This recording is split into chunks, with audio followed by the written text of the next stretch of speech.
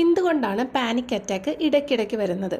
Heart അറ്റാക്കിൻ്റെയും panic അറ്റാക്കിൻ്റെയും ലക്ഷണങ്ങളൊക്കെ ഓരോന്ന് തന്നെയാണോ? നമ്മളിൽ പലർക്കും ഒരിക്കലെങ്കിലും ഇതുപോലെ അനുഭവം ഉണ്ടായിട്ടുണ്ടാവും. അപ്രതീക്ഷിതമായി നെഞ്ചിൽ വേദന വരുന്നത്, ഹൃദയം ശക്തമായി ഇടിക്കുന്ന പോലെ തോന്നൽ, ശ്വാസം കിട്ടാത്തതുപോലെ തോന്നുക, വിയർക്കുക, കൈ വിറയ്ക്കുക, അതുപോലെ തല ചുറ്റുക, ഇതൊക്കെ നമുക്ക് ചിലപ്പോൾ തോന്നാറുണ്ട്. നമുക്ക് ഹാർട്ട് അറ്റാക്ക് ആണോ എന്ന് പോലും തോന്നാറുണ്ട്. കാരണം പല ലക്ഷണങ്ങളും ഹാർട്ട് അറ്റാക്കിൽ തന്നെ വരുന്ന ലക്ഷണങ്ങൾ തന്നെയാണ്. പക്ഷേ ഇതേ ലക്ഷണങ്ങൾ പലപ്പോഴും ഒരു ഹാർട്ട് അറ്റാക്കിലല്ല, മറിച്ച് ഒരു പാനിക് അറ്റാക്ക് അല്ലെങ്കിൽ ആങ്സൈറ്റി അറ്റാക്കിലും കാണാറുണ്ട്. ആങ്സൈറ്റി എന്ന് പറയുമ്പോൾ പലരും അത് നിങ്ങൾ ഓവർ തിങ്ക് ചെയ്ത് ഉണ്ടാക്കുന്ന കാര്യങ്ങളാണ്, അല്ലെങ്കിൽ നിൻ്റെ തോന്നലാണ് എന്നൊക്കെ പറയാറുണ്ട്. പക്ഷേ ആങ്സൈറ്റി എന്നത് മനസ്സിനെ മാത്രമല്ല, നമ്മുടെ ശരീരം സ്ട്രെസ്സിനോട് പ്രതികരിക്കുന്ന ഒരു സർവൈവൽ റെസ്പോൺസ് കൂടിയാണ്. അതായത് ഇപ്പോൾ നമ്മൾ എന്തെങ്കിലും അപകടമുണ്ടെന്ന് മനസ്സിലാക്കുകയാണെങ്കിൽ നമ്മൾ തലച്ചോറ് ഫൈറ്റ് ഓർ ഫ്ലൈറ്റ് റെസ്പോൺസ്, അതായത് ഒന്നില്ലെങ്കിൽ ഓടുക അല്ലെങ്കിൽ പൊരുതുക, അങ്ങനെ ഒരു മെക്കാനിസം നമ്മുടെ ശരീരം തന്നെ തുടങ്ങും. അഡ്രിനാലിൻ ഹോർമോണൊക്കെ കൂടി ഹാർട്ട് ബീറ്റൊക്കെ പെട്ടെന്ന് ഭയങ്കര ധൃതിയിൽ ഹാർട്ട് ബീറ്റൊക്കെ ഇടിക്കും. അതുപോലെ ശ്വാസം എടുക്കുന്നത് വേഗത്തിലാവും, രക്തസമ്മർദ്ദം കൂടും, പേശികളൊക്കെ വലിഞ്ഞു മുറുകുന്നത് പോലെ നമുക്ക് ഫീൽ ചെയ്യും. ഇതെല്ലാം ചേർന്നതാണ് ആങ്സൈറ്റി. അപ്പോഴാണ് നമുക്കിത് ഹാർട്ട് അറ്റാക്ക് ആണോ എന്ന് തോന്നാറുള്ളത്. ശരിക്കും പറഞ്ഞാൽ അതൊരു കൺഫ്യൂഷൻ സ്റ്റേജാണ്.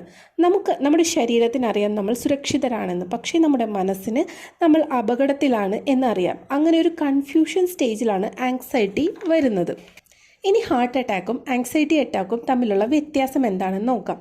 ഹാർട്ട് അറ്റാക്ക് സാധാരണയായിട്ട് ഫിസിക്കൽ എക്സേർഷൻ എന്തെങ്കിലും കഴിഞ്ഞാണ് വരുന്നത്.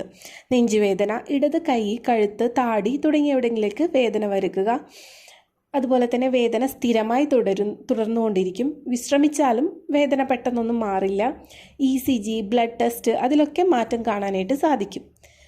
ഇനി ആങ്സൈറ്റി അറ്റാക്കിൽ സ്ട്രെസ്സ്, ഭയം, ഓവർ തിങ്കിങ് ഇതൊക്കെ കഴിഞ്ഞിട്ടുണ്ടെങ്കിൽ ഉടനെ തന്നെ വരും. പെട്ടെന്നൊരു ഒരു സ്ട്രെസ്സ് വന്നു കഴിഞ്ഞാൽ നമുക്ക് ഒരു അറ്റാക്ക് വരുന്നത് പോലെ ഫീൽ ചെയ്യും. അതുപോലെ തന്നെ വേദനയുടെ വേവ് പോലെയായിരിക്കും വേദന വരുന്നത്. 10-30 മിനിറ്റിനുള്ളിൽ അത് പീക്കാവും, പിന്നെ അത് കുറയും. പിന്നെ നമ്മുടെ ശ്രദ്ധ അതിൽ നിന്ന് മാറ്റിക്കഴിഞ്ഞാൽ അത് നോർമലാവും. പിന്നെ നമ്മൾ ബ്ലഡ് ടെസ്റ്റ് ഒക്കെ ചെയ്തിട്ടുണ്ടെങ്കിൽ അത് നോർമലായിരിക്കും. പക്ഷേ ആദ്യമായി അനുഭവപ്പെടുമ്പോൾ ഹാർട്ട് അറ്റാക്ക് ആണോ അല്ലെങ്കിൽ ഹാർട്ട് റിലേറ്റഡ് എന്തെങ്കിലും പ്രോബ്ലം ആണോ അതോ ആങ്സൈറ്റി റിലേറ്റഡ് ആയിട്ടുള്ള പ്രോബ്ലം ആണോ എന്ന് നമ്മൾ തീർച്ചയായിട്ടും റൂൾ ഔട്ട് ചെയ്യേണ്ടതാണ്.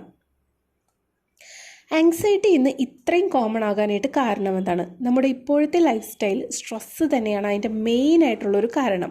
പിന്നെ ഉറക്കക്കുറവ്, മൊബൈൽ അഡിക്ഷൻ, ഇമോഷൻസ് അതൊക്കെ നമ്മൾ സപ്രസ് ചെയ്ത് വെക്കുന്നത്, അതുപോലെ തന്നെ വർക്ക് പ്രഷർ, പോസ്റ്റ്പാർട്ടം അല്ലെങ്കിൽ ഹോർമോണൽ ചേഞ്ചസ് ഒക്കെ, അതേപോലെ തന്നെ ഇംപ്രോപ്പർ ആയിട്ടുള്ള ഭക്ഷണ രീതി, ഇതെല്ലാം അതിനൊരു കാരണമാണ്. ഇനി ആങ്സൈറ്റി വന്നാൽ നമ്മൾക്ക് എന്തൊക്കെ ചെയ്യാൻ പറ്റും? ശ്വാസം പയ്യെ അകത്തേക്ക് വലിക്കുക, പുറത്തേക്ക് വിടുക. അങ്ങനെ ശ്വാസോച്ഛ്വാസം നമ്മൾ നമ്മുടെ കയ്യിലൊന്ന് നിയന്ത്രിച്ച് വെക്കുക. മൂക്കിലൂടെ നല്ല ഡീപ്പായിട്ട് ശ്വാസം എടുക്കുക. ഇത് ആങ്സൈറ്റിയാണ്, ഞാൻ സുരക്ഷിതനാണ് എന്ന് എപ്പോഴും പറഞ്ഞുകൊണ്ടിരിക്കുക. കാൽ നിലത്ത് ഉറപ്പിച്ചിരിക്കാനായിട്ട് ശ്രദ്ധിക്കുക. നല്ല തണുത്ത വെള്ളത്തിൽ മുഖം കഴുകുകയോ കുളിക്കുകയോ ചെയ്യുക. ഇതൊക്കെ ചെറിയ കാര്യങ്ങളാണ്, പക്ഷേ നിങ്ങളുടെ നെർവസ് സിസ്റ്റത്തിനെ കാം ചെയ്യാനായിട്ടൊക്കെ ഒരു സമാധാനത്തോടെ ഇരുത്താനായിട്ട് ഇതൊക്കെ ചെയ്യുന്നത് വളരെ എഫക്റ്റീവായിട്ട് നല്ലൊരു റിസൾട്ട് കിട്ടുന്ന കാര്യങ്ങളാണ്. ഇനി ആങ്സൈറ്റി അവഗണിച്ചാൽ എന്തൊക്കെയാണ് നമുക്ക് സംഭവിക്കണമെന്ന് നോക്കാം. ഉറക്കക്കുറവ്, നിങ്ങളുടെ ഡൈജസ്റ്റീവ് പ്രോബ്ലംസ് ഒക്കെ തുടങ്ങും, ഹോർമോണൽ ഇംബാലൻസ് ഉണ്ടാവും, ഡിപ്രഷൻ ഉണ്ടാവും, ഹാർട്ട് റിലേറ്റഡ് ആയിട്ടുള്ളൊരു എന്തെങ്കിലും പ്രശ്നങ്ങൾ ഭാവിയിൽ വരാനായിട്ടുള്ള സാധ്യതയുണ്ട്. പിന്നെ അതുപോലെ തന്നെ നമ്മുടെ ജീവിതത്തിൻ്റെ നല്ലൊരു ക്വാളിറ്റി തന്നെ നഷ്ടപ്പെടും. ആങ്സൈറ്റി എന്ന് പറഞ്ഞിട്ടുണ്ടെങ്കിൽ ഒരു ദൗർബല്യമല്ല, പക്ഷേ നമ്മുടെ ശരീരം നമുക്ക് തരുന്ന ഒരു അലാമാണ്. നിൻ്റെ ശരീരത്തിന് വിശ്രമം വേണം, അല്ലെങ്കിൽ നിൻ്റെ തലച്ചോറ് ഓവർലോഡായിട്ടിരിക്കുകയാണ്. അപ്പോൾ അതനുസരിച്ച് വേണം നമ്മുടെ ശരീരം പ്രവർത്തിപ്പിക്കാൻ. ആങ്സൈറ്റി അനുഭവപ്പെടുന്ന ഒരാളെങ്കിലും നമ്മുടെ ഇടയിൽ കാണും. അവർക്കൊരു സഹായം വേണോ എന്ന് ചോദിക്കാൻ നമ്മളും മറക്കരുത്. അവരെ പല കാര്യങ്ങൾക്കും ക്രിട്ടിസൈസ് ചെയ്യുന്നതിന് മുൻപ് അവരുടെ ബുദ്ധിമുട്ടുകൾ നമ്മൾ മനസ്സിലാക്കണം.